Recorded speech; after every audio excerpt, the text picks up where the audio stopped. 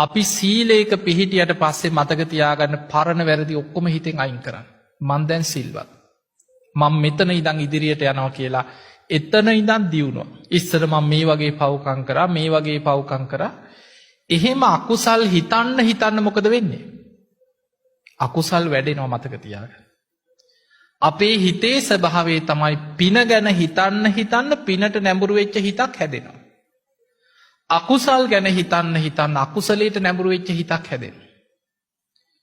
ඒ නිසා හැම බුදු කෙනෙක්ම අපිට පෙන්නලා දුන්නේ සබ්බ පාපස්සා කරනවා.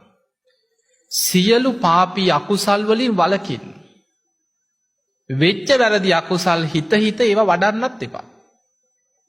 පන්සිල් සමාදන් වුණා මං කොහොම හරි මේ සීලය රකින්නවා කියලා හිතුවා. පරණ ඒවා ඔක්කොම අයින් කරා. අඟුලිමාල හාමුදුරුවෝ ගැන හිතන්න. අඟුලිමාල හාමුදුරුවෝ පැවිදි වුණාට පස්සේ හිතාගත්තා මං අලුතෙන් ඉපදුනා කියලා. අරියායි ජාතියා ජාතෝ. ආර්ය ජාතිය මං ඉපදුනා කියලා හිත හදාගත්තා. පරණ ජීවිතය ඔක්කොම හිතෙන් අයින් කර අලුත් උපතක් කියලා හිතුවා. එදා ඉඳන් පුංචි සතෙක්වත් ජීවිතයක් තොර කරන්නේ නැතුව පුදුමාකාර සිල්වත් ජීවිතයක් ගත කරා පැවිදි වුණාට පස්සේ. දැන් ඔබම නිකන් හිතන්න අඟුලිමාල හාමුදුරුවෝ පැවිදි වෙලා භාවනා කරද්දී වාඩි වෙලා කල්පනා කර හිටියනම් මං අසවලාටත් කෙටුවා එකයි. අර පවුලේ 3 දෙනෙකුට කෙටුවා ඇඟිලි 3යි එතන. අන්න අර පවුලේ 4 දෙනෙක් මැරුවා ඇඟිලි 4යි 3යි 7යි. ඕවා ගණන් හද හිටියනම් භාවනාවක් වැඩෙනවද? නෑ. ඒ ඔක්කොම හිතෙන් අයින් කරා. අපි දන්නේ නැති කාලේ පුංචි කාලේ නොයේක් වැරදි වෙලා ඇති. සමහරවිට තරුණ කාලේ නොයේක් වැරදි වෙච්ච ඇති. මැදි වයසේ ධර්මයේ ඔය හැවුණත් ගණන් ගන්න නැතුව ඕනේ අපායක ගිය දෙන් කී ඉන්නේ නැති. සමහර කෙනෙකුට පින මතුවෙන්න කාලයක් යනවා.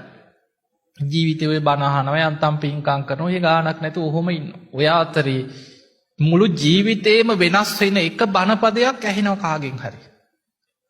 සමහරුන්ට එක සිදුවීමක් ජීවිතේම වෙනස් කරනවා. සමහරට එක බණපදේ මුළු ජීවිතේම වෙනස් වෙනවා. අන්න එතනදි හිතනවා මං අද ඉඳන් හැදෙනවා. අද ඉඳන් මං වෙනස් වෙනවා. අද ඉඳන් මම මේ වැරදි වැඩ ඔක්කොම නවත්තනවා. අද ඉඳන් මං හරියට පන්සිල් රකින්නවා.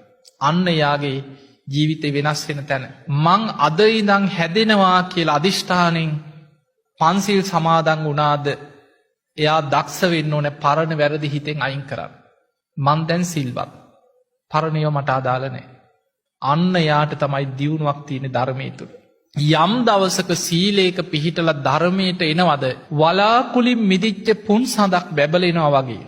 එතන ඉඳන් ජීවිතේ බැබලෙනවා කියලා. එතන ඉඳන් ධර්මයේ තුල ජීවිතේ බැබලීගෙන යනවා.